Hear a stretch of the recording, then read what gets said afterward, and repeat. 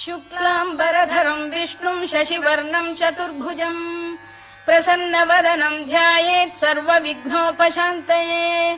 व्यासम् वसिष्ठनप्तारम् शक्तेः पौत्रमकल्मषम् पराशरात्मजम् वन्दे शुकतातम् तपोनिधिम् व्यासाय विष्णुरूपाय व्यासरूपाय विष्णवे नमो वै ब्रह्मनिधये वासिष्ठाय नमो नमः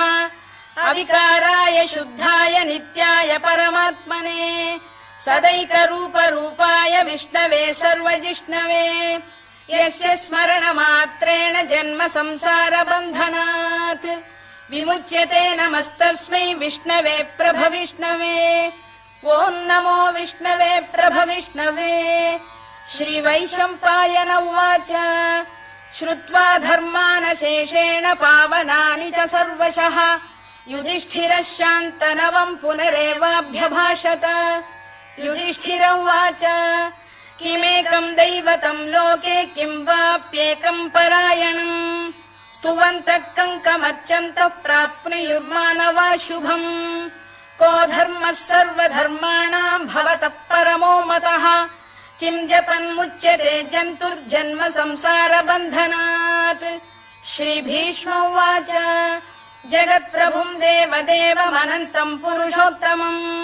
स्तुवन्नाम सहस्रेण पुरुषः सततोत्थितः तमेव चार्चयन्नित्यम् भक्त्या पुरुषमव्ययम्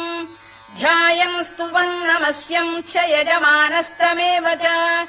अनादिनिधनम् विष्णुम् सर्वलोकमहेश्वरम् लोकाध्यक्षम् स्तुवन्नित्यम् सर्वदुःखातिगो भवेत् ब्रह्मण्यम् सर्वधर्मज्ञम् लोकानाम् कीर्तिवर्धनम् लोकनाथम् महद्भूतम् सर्वभूतभवोद्भवम् एष मे सर्वधर्माणाम् धर्मोऽधिकतमो मतः यद्भक्त्या पुण्डरीकाक्षम् स्तवैरच्चेन्नरः सदा परमम्